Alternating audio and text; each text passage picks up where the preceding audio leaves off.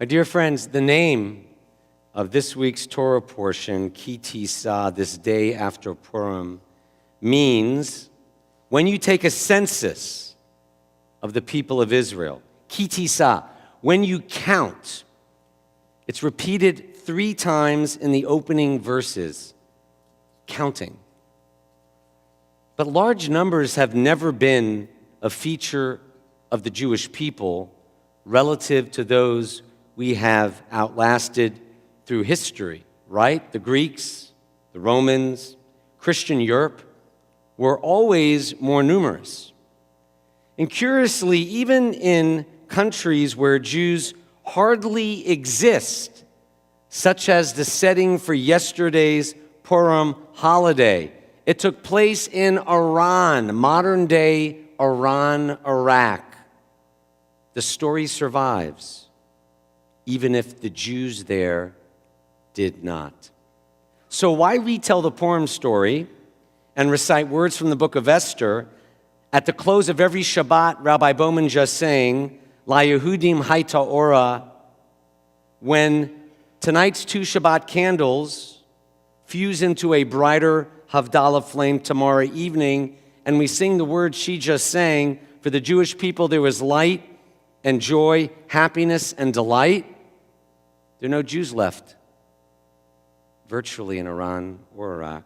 Perhaps we recite those words from modern-day Iran and other places Jews no longer live to remind us that it is the survival of Judaism and the Jewish people wherever Jews can keep the flame and hope and faith of Judaism alive. That's what matters most. That thought occurred to me last Shabbat Eve as I was preaching in the most unlikely of places, Spain. Spain, where 1,500 years of Judaism came to an end in 1492. Catholic Spain, where the church forced Jews and Muslims to convert not only into another faith, but into another identity. Did you know that even the cuisine of Spain, including the sprinkling of ham and pork into Spanish recipes starting in the 13th century, did you know that it's linked to former Jews having to prove that they had given up any taste of Judaism? Yes, believe it or not, there really is a direct correlation between the amount of pork in province recipes and the number of Jews who once lived in those provinces. You had to change your family name, change the way you ate. Conversion was not a matter of acculturation, but total and complete assimilation, a means to the church's ultimate aim back then of one country, one pure religion. Following a very moving service Cheryl and I attended with our sister Reform synagogue in Barcelona, I was seated at dinner for 70 across at the table from the president of our sister synagogue there. His name is Chai.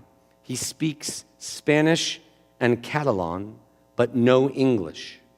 Beside him was a leader of the Buenos Aires, Argentina community who also spoke hardly any English. And beside me was our Artsa World Israeli Reform tour educator, Dan Gazit, who's fluent in 5 languages and translated my sermon into Catalan for the crowd. Dan marveled at how it wasn't English at our Shabbat table, it was Hebrew that became the way I was able to communicate with this table of international Jews rebuilding Jewish life like the Purim story in the most unlikely of places, a country, Spain, where Judaism had disappeared for 500 years. Jews had been in Spain for 16 centuries, and 1492 was the sunset after 100 years of terror. In 1391, alone, in that year, 60% of Spain's Jews were massacred. But the story of the Jews of Spain is not just the tragedy of expulsion. And this is my sermon tonight. It's not about the tragedy. It's about the legacy of philosophy, poetry, music, literature, of Ibn Gabirol, Yehuda Halevi, the world's best doctors at the time, Maimonides, the science, astronomy, the mysticism of Nachmanides, even the Kabbalah itself. The Jewish physician of the largest city in the world in the year 1000. I'm not exaggerating, not in Spain, the largest city in the world in the year 1000, Cordoba. The physician there was the minister of foreign affairs for the chief of the Muslim world in the West. Other than Jerusalem, Cordoba, not Cordova, Tennessee, Cordoba, Spain, is unlike any city in the world other than Jerusalem to appreciate the layers of religious history and Jewish history in particular. So whether we're talking about this week's Torah story about the golden calf, or my experience last week retracing 1,500 years of Jewish history, the headline is not the tragedy, but the legacy and lessons learned. Calling out Haman's evil with the grogger this Purim week, easy. Ditto for Hitler's diabolical wickedness. Spain teaches a related lesson. The iniquity that happens when the goal of any country becomes one pure religion. Ferdinand and Isabella's motto to achieve that goal, did you know what their motto was? Whatever it takes, including an authoritarianism and a commingling of religion and state, which ultimately led to Spain's undoing. In the old Jewish quarter of Cordoba, a museum chronicles the history of the forgotten Jewish legacy in Spain. Modern Spain is a very young democracy. As you know, it's only been 40 years since the Franco dictatorship ended for Spain to integrate the Western world and learn the painful parts of its past. This museum, Casa Sfarad, it's run by non-Jews who have become aware recently of their nation's Jewish legacy, and they're proud to reclaim it. How inspiring it was to hear non-Jews from Segovia to Cordoba say, this Jewish history, it's a part of my country. It's a part of my history. It's a part of me. As I sat listening to this articulate non-Jew talk about his shame about what the church did to the Jews and Muslims of Spain and his pride in Spanish Jewish history, I thought how we have a marvelous organization named Facing History and Ourselves, and yet in America, we as a nation haven't even come close to facing what was done to people of color in this county, much less broadcast the gifts minority peoples and other faiths have brought to the United States of America. Half of the approximately 200,000 Jews left Spain in 1492. Half stayed. The ones who capture everyone's imagination, the crypto-Jews, were probably fewer in number despite our fascination with the stories of Catholic families keeping Jewish traditions alive, whether lighting candles for saints but only on Friday nights, or washing meat in salt, kosher, or fasting, can't be seen.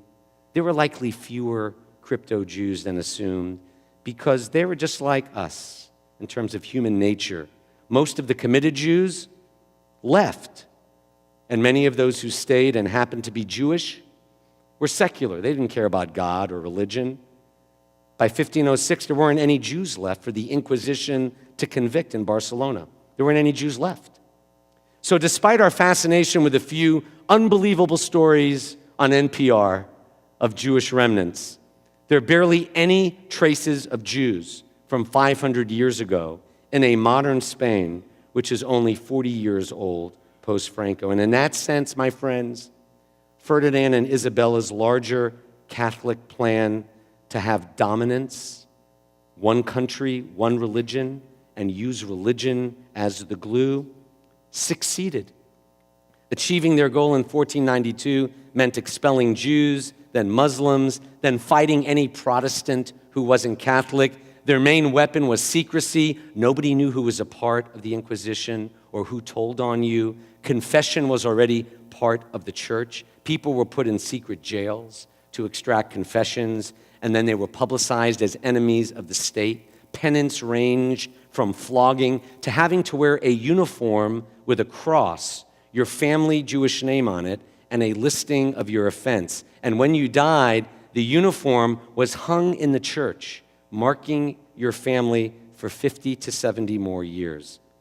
It was less like Nazi Germany, more like today's North Korea. The Inquisition programmed the masses and instilled constant fear in people, whatever it took for Ferdinand and Isabella to get what they wanted, in believing that they were chosen by Jesus to spread Catholicism as the only true religion. They were the most modern of rulers, not in terms of morality, but in terms of efficiency.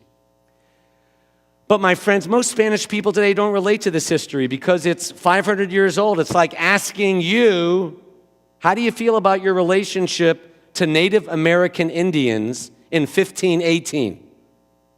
The last Spanish synagogue built before the 1950s was built in 1352.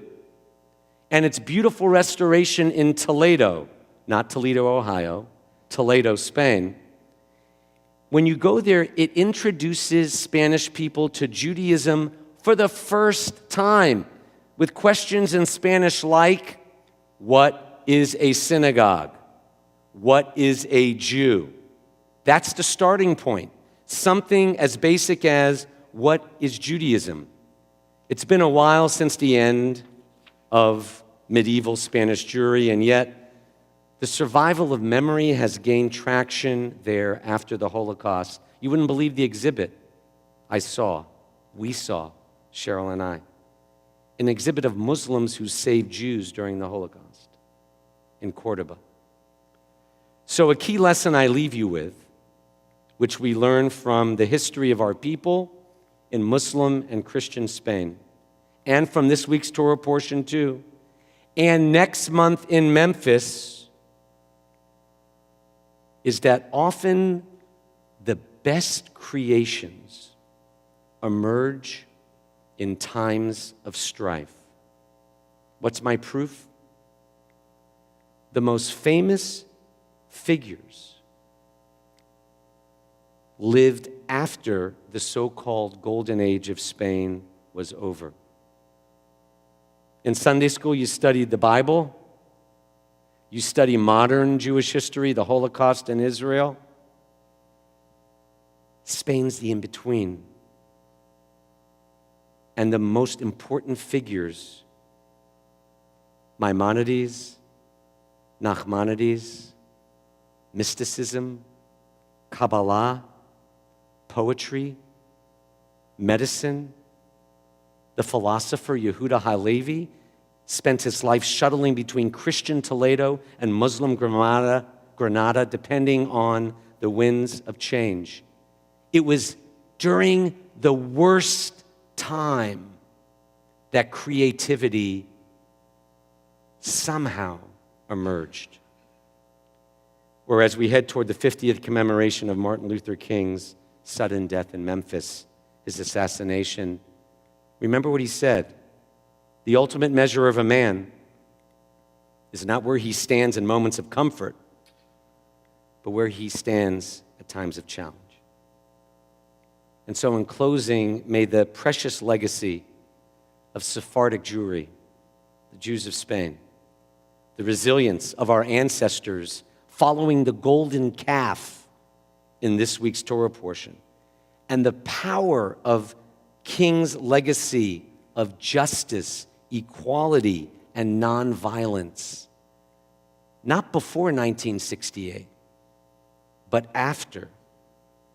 May that inspire our own best performance as Americans and as Jews, so blessed to be alive and appreciate and learn, God willing, from all the layers of our history.